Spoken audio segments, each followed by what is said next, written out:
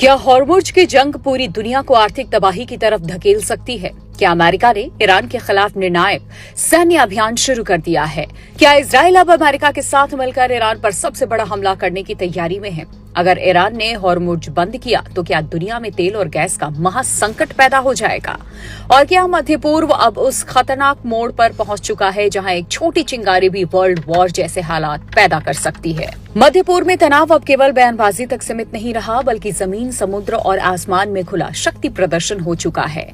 Straight of Hormuz को लेकर America और ईरान के बीच टकराव अब बेहद विस्फोटक स्तर पर पहुंच गया है। अमेरिका ने ईरान के रणनीतिक बंदरगाह बंदर अब्बास समेत कई अहम सैन्य ठिकानों पर हमले तेज कर दिए।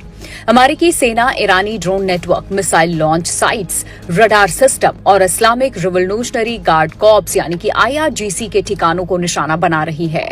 वॉशिंगटन का साफ संदेश है कि वो किसी भी हालत में ईरान को दुनिया के सबसे अहम तेल मार्ग स्ट्रेट ऑफ हॉर्मुज़ को ब्लॉक करने नहीं देगा। हॉर्मुज़ केवल एक समुद्री रास्ता नहीं, बल्कि पूरी वैश्विक अर्थव्यवस्था की धड़कन माना जाता है। दुनिया का लगभग 20% कच्चा तेल इसी रास्ते से गुजरता है।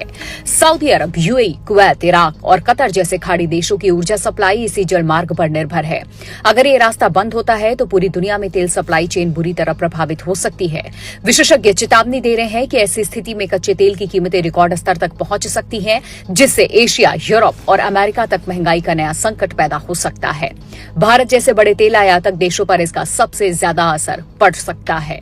ईरान लंबे समय से ये चेतावनी देता रहा है कि अगर उस पर सैन्य या आर्थिक दबाव बढ़ा तो वो स्ट्रेट ऑफ हॉर्मुज़ को बंद करने पर विचार कर सकता है। यही वजह है कि अमेरिका अब ईरान की समुद्री सैन्य क्षमता को कमजोर करने में जुटा है। बंदर अब्बास ईरान का सबसे बड़ा सामरिक बंदरगाह माना जाता है और यहीं से ईरानी नौसेना और IRGC फारस की खाड़ी में अपनी गतिविधियों को नियंत्रित करते हैं। अमेरिकी हमलों का मकसद केवल जवाबी कार्रवाई नहीं, बल्कि ईरान की उस क्षमता को खत्म करना है जिससे वो वैश्विक तेल सप्लाई को प्रभावित कर सके। लेकिन इस पूरे संघर्ष का सबसे खतरनाक पहलू अब इजराइल को लेकर के सामने आ रहा है। सवाल उठ रहा है कि क्या इजराइल अब अमेरिका के साथ मिलकर ईरान पर संयुक्त सैन्य कार्रवाई करेगा? इजराइल और ईरान के बीच दुश्मनी दशकों पुरानी है। ईरान लगातार इजराइल विरोधी बयान देता रहा है और इजराइल को क्षेत्र से मिटाने की धमकी भी देता आया है। दूसरी तरफ इजराइल ईरान के परमाणु कार्यक्रम को अपने अस्तित्व के लिए सबसे बड़ा खतरा मानता है। पिछले साल इजराइल ने ईरान के भीतर कई संवेदनशील ठिकानों पर सीधे हमले किए थे, जिसने दोनों देशों के बीच तनाव को नए स्तर पर पहुंचा दिया था।